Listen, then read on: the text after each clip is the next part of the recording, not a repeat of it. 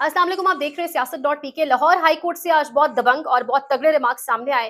Chief justice Lahore high court Shahzad Malik की जानिब से अब मामला सारा शुरू हुआ इंसदाद दहशतगर्दी की अदालत से, जब एक जज ने खत लिखा और रजिस्ट्रार लाहौर हाई कोर्ट को वो खत पहुंचा। यानी मुझे लगता है जो खतूत लिखने वाला एक सिलसिला है ये बड़ा अहम हो गया था जजेस के लिए। इस्लामाबाद हाई कोर्ट से आप देख लें, फिर जिस तरीके से लाहौर हाई कोर्ट के अंदर अब बातें सामने आ रही है और आज जो तगड़े और दबंग रिमार्क्स सामने आए वो आपके साथ शेयर भी करेंगे तमाम तर चीजें। लेकिन ये मामला शायद बहुत जरूरी हो गया था क्योंकि जजेस जो हैं उनको शायद स्पेस चाहिए थी, जजेस को कोई वैक्यूम चाहिए था, क्योंकि जो ताकतवर शायद उनके यहाँ तक पहुंच चुके थे और अब फरमाइशें अपनी एक एक करके सारी पूरी करवाना चाह रहे थे। बड़े अहम रिमार्क्स, बड़े तगड़े रिमार्क्स, जिसमें बाकायदा तौर पर कहा गया कि कोर कमांडर हाउस पर हमला करने वाले तो अभी तक अंदर हैं, लेकिन अदालतों के बाहर जो फायरिंग करेंगे, जो जजेस को हिरासा करेंगे, उनके खिलाफ आपने क्या किया। यानी आईजी पंजाब को आज अच्छा खासा ठीक ठाक किस्म की झाड़ पिलाई है chief justice Lahore high court ने। और शायद यही वजह थी कि chief justice Lahore high court खटक रहे थे, बड़ा बड़ा तंग थे लोग उनसे, लोग उनका तबादला करना चाह रहे थे, लोग उनको एक जगह से उठा के दूसरी जगह भेजना चाह रहे थे। अब हुआ क्या है, समात का आगाज हुआ है जी।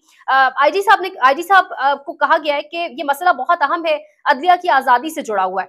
चीफ जस्टिस लाहौर हाईकोर्ट ने कहा कि हमारे बहुत अच्छे अफसर जुडिशियल हैं जिन्होंने कहा है कि आईएसआई के बंदे ने मिलने का पैगाम पहुंचाया। अब चीफ जस्टिस साहब कह रहे हैं कि आपने वो बंदा ढूंढा है, आप पता करके बताएं कि वो बंदा है कौन जिसने मिलने का पैगाम पहुंचाया है। चीफ जस्टिस ने कहा कि मेरा सवाल ये है कि आईएसआई के किस बंदे ने पैगाम पहुंचाया। आईजी साहब ने जवाब दिया, मैंने मुतल्लिका अफसरों से इस सिलसिले में पूछा है, लेकिन मुझे इस हवाले से कोई रिपोर्ट ऐसी नहीं मिली कि किसी ने कोई वाकईतन पैगाम पहुंचाया है। चीफ जस्टिस साहब ने कहा कि आपने किस कानून के तहत वकला और साइलिन को एंटी टेररिज्म कोड यानी इंसदाद दहशतगर्दी अदालत में जाने से रोका, जिस पर आईजी ने कहा कि इस हवाले से हमें खास खतरा मौजूद था और इसलिए बंद किया गया। तो चीफ जस्टिस साहब ने कहा कि फिर सारी अदालतें, मुल्क की जितनी भी अदालतें, सारी बंद कर दे। अदालत, आईजी साहब ने कहा अदालत के बाहर फायरिंग होती है, जज साहब के हुक्म पर हमने इंक्वायरी करवाई, हमें सबसे पहले अदालत के इलाके की जियो फेंसिंग करानी होगी। यानी आप टाल मटोल देखें किस तरीके से अदालत की बातों को घुमा फिरा के जवाब कहीं और से दिया जा रहा है। यानी अदालत पूछ रही है कि आप बताएं आपने किस कानून के तहत वकला को रोका, साइलिंग को रोका, अदालत में आने से रोका, एक जज को अपने काम करने से रोका। जवाब आता है जी हमें तमाम तरह इलाके की जियो फेंसिंग करानी होगी। और इस्लामाबाद हाई कोर्ट ने टेलीफोन कंपनीज को हुक्म दिया है कि वो किसी को मोबाइल डाटा नहीं देंगी। हमारी वजारत दाखिला के साथ फौरी आप कह लें एक कमेटी बनाई जाए जो इस तमाम तर चीज पर काम करे। यानी अब वजारत दाखिला के पास मामला जाएगा, उस वजारत दाखिला के पास जो कितना काम करेगी, कितना शफाफ काम करेगी, कितनी शफाफ तहकीक करके लाहौर हाई कोर्ट के आगे रखेगी कि वाकईतन वो कौन सा आईएसआई का अफसर था जो मिलना चाह रहा था। अच्छा, ये भी कहा गया कि सीडीआर ना होने की वजह से हमारा जो मसला है वो हुआ है, यही तमाम तर मामला हुए में। अगर जियो फेंसिंग की, chief justice Lahore high court ने पूछा कि अगर जियो फेंसिंग की इजाजत ना दी गई तो क्या आप वो बंदा गिरफ्तार करने में कामयाब नहीं होंगे। तो उस पर कहा गया आप मुझे कानून बताएं कि किस कानून के तहत अदालत जो है आपने आने से इन लोगों को रोका है। जिस पर आईजी ने कहा कि हमने दफा 144 नाफिज की ताकि लोग इकट्ठे ना हो। चीफ जस्टिस ने कहा कि हम लोगों के इकट्ठे होने की बात नहीं कर रहे, अदालत में जाने से क्यों रोका इस बात का जवाब दें। यानी 12 मल्टीपल टाइम सवाल यही रखा गया, मुद्दा एक ही रखा गया कि बताएं आपने अदालत में जाने से रोका तो क्यों रोका। और चीफ जस्टिस को जब ये कहा गया कि थ्रेट अलर्ट्स जारी हुए, ये तब ये हालात खराब थे, चीफ जस्टिस साहब ने कहा कि फिर आप ऐसा करें, आप फिर कर्फ्यू नाफिज कर दें। डीपीओ सरगोदा से जब यही एग्जैक्ट सेम सवाल पूछा गया कि आप बताएं जनाब कि क्यों आपने जो रोका है, तो उन्होंने भी सेम जवाब दिया। उन्होंने कहा थ्रेट अलर्ट मिला था हमें। चीफ जस्टिस साहब ने कहा कि आप चाहते थे कि जज साहिबान पर जो केस लगे उनकी कार्रवाई ना हो सके। यानी बेसिकली तो ये 9 मई के केसेस के हवाले से तमाम तर चीजें हो रही है ना। बेसिकली ये 9 मई के जो केसेस हैं इंसदाद दहशतगर्दी अदालत में अपनी मर्जी के जजेस लाकर बिठाना चाहते हैं कि वो जजेस ये सुने और जज मोहम्मद अब्बास जैसे लोग ना सुने। डीपीओ साहब ने कहा कि हमने जज साहब को काम से नहीं रोका। चीफ जस्टिस ने कहा आपने वकला और साइलिन को अदालत में घुसने नहीं दिया, और काम से रोकना और इसके अलावा काम से रोकना क्या होता है। यानी आप वकला को नहीं घुसने दे रहे, साइलिन को नहीं आने दे रहे अदालत में, और किस तरीके से आप काम से रोकेंगे। चीफ जस्टिस साहब ने यहाँ पर एक और बात का जिक्र किया है, आपने रावलपिंडी के जज के साथ भी यही सलूक किया। रावलपिंडी के जजेस ने दरखास्तें की कि आप उनके साथ क्या कर रहे हैं। चीफ जस्टिस साहब ने कहा कि आप तैयार रहे, आपके खिलाफ क्या आप चाहते हैं क्या आपके खिलाफ तौहीन अदालत ना लगा की कार्रवाई ना शुरू कर दी जाए। डीपीओ ने कहा कि हमें इस हवाले से थ्रेट अलर्ट मिला था, जिस पर chief justice of Lahore high court ने कहा कि पूरे पाकिस्तान की अदालतें बंद कर दें, सारे का सारा थ्रेट अलर्ट हमेशा पाकिस्तान में रहा है, ऐसा करें तमाम पाकिस्तान की अदालतें बंद कर दें। चीफ जस्टिस ऑफ पाकिस्तान ने यहाँ पर आईजी पंजाब को आड़े हाथों तो लिया, लेकिन एक पैगाम भी देने की उन्हें कोशिश की, ढके छुपे अल्फाज में उन्होंने उनको सारी कहानी बयान कर दी कि आज जो लोग आपसे काम निकलवा रहे हैं कल वही आपका हिसाब करेंगे। और चीफ जस्टिस साहब ने कहा कि आपका हिसाब तो उन्होंने लेना है जिन्हें आप खुश कर रहे हैं। इसके साथ साथ आईजी साहब बराह करम अदालत का मजाक ना बनाएं, कोर कमांडर के घर पर हमला हुआ, इस पर अदालतों ने फैसले करने हैं। सूबे की सबसे बड़ी अदालत पर हमला हो तो आप किसी को मुकदमे में नामजद नहीं कर रहे अभी तक। और सिर्फ ये नहीं, उन्होंने कहा कि 9 मई के तमाम मुल्जिमान अभी अंदर है। कोर कमांडर हाउस पर हमला हुआ तो अभी तक लोग गिरफ्तार हैं। अदालतों पर हमला हुआ तो आप बाकायदा इजाजतें मांग रहे हैं। फिर आप कभी कहते हैं आपको जियो फेंसिंग कर रहे हैं, कभी आप कहते हैं सीडीआर का इशू है। यानी अदालतों पर हमले का यहाँ पे कोई आपके पास जवाब नहीं है। लेकिन कोर्ट कमांडर हाउस पर हमला हो जाए तो लोग अभी तक बंद है। और फिर जिन्होंने फैसले करने उन केसेस के ऊपर, उन पे इस किस्म का ग्रेव प्रेशर। यहाँ पर चीफ जस्टिस साहब ने ये जो एक रजीम है, जो फॉर्म 47 की पैदा करदा एक हुकूमत है, उसके हवाले से उन्होंने कहा कि जजों पर दबाव डालने की कोशिश कर रहे हैं, ये अफसोसनाक है, मुल्क को मजाक बना दिया गया है। जो जज पसंद ना आए इसके खिलाफ तकरीरें शुरू कर दी जाती हैं। ये नया ट्रेंड शुरू हो गया है। बताए क्या जज की मुखालिफ पार्टी की रिश्तेदारी है या इसने पैसे पकड़े हैं? क्या जजेस फिर आसमान पर बैठकर केसेस की समाअत करेंगे? यानी जस्टिस मलिक शहजाद अहमद खान ने आज बड़ा आड़े हाथों लिया, फैसला महफूज कर दिया जी। फैसला आप देखते हैं कब तक सामने आएगा, लेकिन अल्लाह ऐसे जजेस की हिफाजत करे।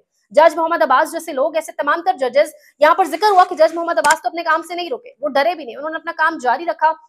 दरअसल जिस काम को रोकने के लिए उन पर ये तमाम तरह प्रेशर डाला गया, वो काम तो उन्होंने अपना किया ही किया। अब ये इस पूरे मुल्क की इस वक्त ऐसी सी सूरत हाल है। यानी अभी हम रोना रो रहे थे इमरान रियाज खान के हवाले से कि एहराम की हालत में, एहराम में लिपटे उस शख्स को उठा लिया गया। वजह क्या बनी? वक्त के बादशाह के खिलाफ आवाज उठाना। वजह क्या बनी? इससे कबल भी बादशाहों के खिलाफ वो बोलता रहा, आवाज उठाता रहा, और आज का बादशाह बर्दाश्त नहीं कर सका, दोबारा उसे उठा लिया गया। 4 माह पहले भी इमरान रियाज खान गायब रह चुके हैं और जिस हालत में वो वापस लौटा हम सब जानते हैं। यानी पाकिस्तान का सबसे ज्यादा सुना जाने वाला सहाफी, जिस तरीके से गाड़ी के शीशे तोड़ के उसे उठाया गया, एहराम की हालत में उसे उठाया गया। यानी अब आप कानून और आइन तो दूर की बात है, इंसानी हुकूक दूर की बात है, आप दीन इस्लाम के हवाले से जो मामलात कर रहे हैं वो आपके सामने है। लेकिन कल को जब वक्त के काजी को, जब चीफ जस्टिस काजी फैसल साहब को, जो कहते हैं मेरे होते हुए कोई मुदाखलत नहीं कर सकता, जब उनके आगे मुद्दा रखा जाएगा तो वो कहेंगे कि कौन इमरान रियाज खान, मैं तो नहीं जानता। फिर कहेंगे आ जाए, मैं उनके लिए रेड कारपेट बिछाऊं क्या? तो यानी ये हालत है इस मुल्क की। इमरान रियाज खान के हवाले से अभी यही रोना चल रहा था कि उनको गिरफ्तार कर लिया गया। आज सुबह एक और केस उन पर बना दिया गया और अब जो पिछला केस जिसकी वजह से उनको हज पर जाने से रोका गया, खयानत वाला केस, उसमें उनको बरी कर दिया गया है। मजीद जब केस किया गया था, मजीद एक आप कह ले अपील की गई थी कि हमें मजीद रिमांड के ऊपर दिया जाए, लेकिन अदालत ने इस्तेदा मुस्तरद करके एक और केस में अब जी उनको गिरफ्तार कर लिया गया। यानी ये हालत है।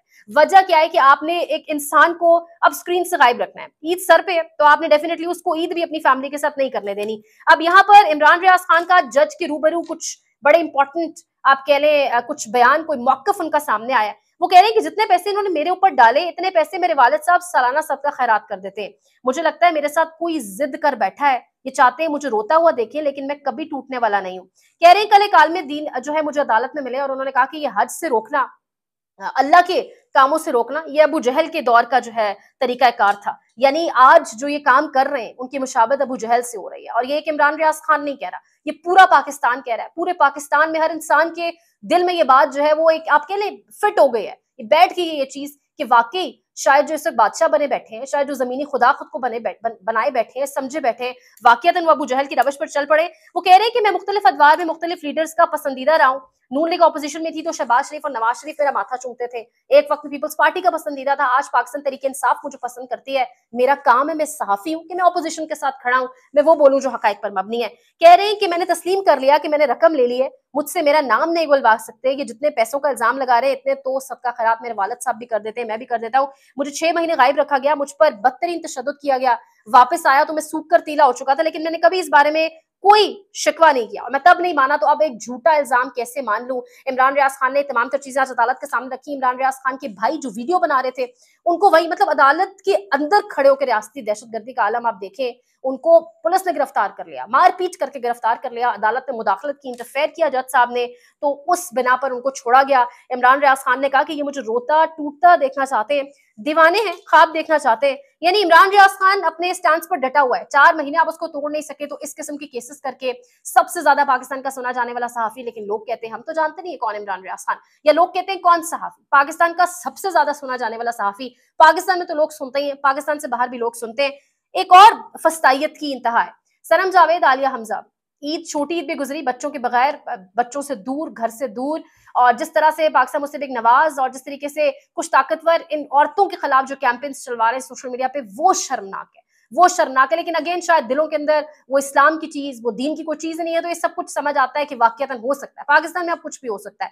सनम जावेद और आलिया हमजा साहिबा आज लाहौर में जिस किस्म की गर्मी पाकिस्तान में इस वक्त है, लाहौर में जिस लेवल की गर्मी है, वहां पर आज पुलिस सनम जावेद और आलिया हमजा को एक और अजियत देने का पुलिस का तरीका सामने आया जी। सनम और आलिया को 10 बजे फॉरेंसिक लैब लेकर आए। शाकिर महमूद अवान साहब कह रहे हैं दोनों खवातीन को अलग अलग कैदियों वाली वैन में लाया गया।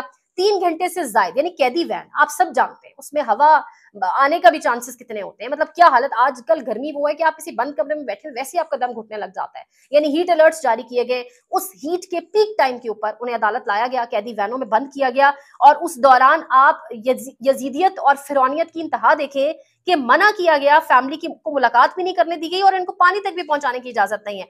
अब वापस लेके भी जा रहे हैं, फॉरेंसिक भी नहीं करवाया, जबकि शाकिर महमूद अवान साहब ये लिख रहे हैं कि फॉरेंसिक साइंस एजेंसी का वक्त 4 बजे तक होता है, जबकि ये कहा गया कि फॉरेंसिक एजेंसी जब बंद हो गया उसका यानी टाइम खत्म हो गया, लेबोरेटरी बंद हो चुकी है, टाइम खत्म, जबकि टाइम 4 बजे तक है। यानी फिरौनियत, ये जहनी अक्कासी, ये लोगों के मेंटल स्टेटस पता चल रहे हैं कि ये लोग किस लेवल तक गिर सकते हैं, किस लेवल तक टॉर्चर करके जा सकते हैं। ये तमाम तरह सिचुएशन इस वक्त पाकिस्तान में है। लेकिन एक सवाल सामने आया, एक सहाफी ने बड़ा जबरदस्त सवाल किया है, सनाउल्लाह खान साहब सहाफी, बड़ा बेहतरीन सवाल किया गया आज उनकी जानिब से, और जवाब देने वालों ने जिस टाल मटोल का तरीका अपनाया और जिस तरीके से जवाब दिया वो भी आपके सामने रखेंगे। उन्होंने सवाल किया जी, सर सवाल मेरा एक है कि एम्प्लॉय, मेरे एक एम्प्लॉय ने कल मुझे बताया कि ना उनके पास गाड़ी है, ना उनके पास साइकिल है, ना ऑब्वियसली उनके पास घर है, बेचारे की 40-45 हजार तनख्वाह है और आपने उसकी सिम बंद कर दी महज इसलिए कि वो फाइलर नहीं है। और ये भी उन्होंने कहा कि यहाँ पे किसी की जरूरत है कि किसी जर्नैल के खिलाफ बात कर सके या किसी जर्नैल का तमाम तर निकाल के दिखा सके कि उनके पास क्या कुछ है, किसकी बाहर जायदादें पड़ी हुई हैं। बल्कि यहाँ तो ये आलम है, जो सहाफी ने सवाल किया पहले वो आपके सामने आज रखते हैं, क्या मोहसिन नकवी जर्नैल या पार्लियामेंटेरियन से किसी की सवाल करने की जरूरत है? उनकी प्रॉपर्टीज के बारे में सवाल किया जाता है, अरबों रुपए की प्रॉपर्टीज, आज तक नहीं पूछा जाता। मेरा एक एम्प्लॉई है, कल मुझे उसने बताया कि उसकी 45,000 तनख्वाह है, ना उसके पास गाड़ी है, ना साइकिल है, ना घर है, उसकी सिम ब्लॉक कर दी कि अब फाइलर नहीं है। अब दूसरी तरफ मुझे यह बताएं, चेयरमैन साहब भी बैठे हैं, दुबई लीक्स आता है, सैकड़ों पाकिस्तानियों की प्रॉपर्टीज आती है, किसी में जरूरत हुई है किसी से पूछ ले, किसी जर्नैल से, किसी पार्लियामेंटेरियन से, मोहसिन नकवी से, कि भाई आपने ये कहां से प्रॉपर्टी ली। ये भी कहा गया सनाउल्लाह खान साहब की जानिब से कि एफबीआर को भी बाकायदा कहा गया कि शटअप कॉल दी गई है। ये भी कहा गया कि पीएम हाउस ने अपना बजट कितना कट किया है, कितना कम किया है। आप तो अपना बजट कम नहीं कर रहे और जो अवाम है उस पर मजीद से मजीद प्रेशर डाला जा रहा है। ठीक है, अगर आप सैलरीज बढ़ा रहे हैं तो मुड़ के दुगना आप टैक्स लगा रहे हैं। यानी मुल्क उस नहज पर पहुंच चुका है, फंडामेंटल राइट्स तो आपके हैं नहीं, बात आप नहीं कर सकते, बोल आप नहीं सकते, सांस अपनी मर्जी से नहीं ले सकते। अब वही सांस भी लेने तक के ऊपर टैक्स, इतने टैक्सेस, और जो माशी कत्ल है आपका वो अलग तरीके से हो रहा है। यानी वाकईतन हर पाकिस्तानी सोचने पर मजबूर हो गया कि आखिर वो कौन सा तरीका है जिससे या पाकिस्तान से बाहर जाया जाए या पाकिस्तान में रहकर पाकिस्तान को बदलने का और कौन सा तरीका रह गया है। तो सहाफी को सलाम जिन्होंने सवाल किया, पूरी कौम की तर्जुमानी की, लेकिन जो आगे से जवाब देने वाले उन्होंने कहा कि हमारे पास एक ग्रेटर प्लान है, हम एक बड़े प्लान के तहत चल रहे हैं और बहुत जल्द हम नताइज देखेंगे। यानी इस किस्म के जो लारे लप्पे हैं, इस किस्म की जो एक्सक्यूजेस दी जाती हैं आवाम को, उनके ऊपर आवाम को ट्रक की बत्ती के पीछे लॉलीपॉप देके लगाया जाता है। और आज तक हम देख रहे हैं कि पाकिस्तान के लिए कितना कुछ बड़ा हो जाता है। बड़ा जो होता है वो सिर्फ बड़ों के लिए ही होता है, जर्नैलों के लिए होता है या पार्लियामेंटेरियंस के लिए होता है। देखते रहिए सियासत.pk। पाकिस्तान में इस वक्त सबसे बड़ा मसला बोलने का है। पाकिस्तान में बोलने नहीं दिया जाता, जुबानें खींच ली जाती हैं, डर है, खौफ है, टेरर है।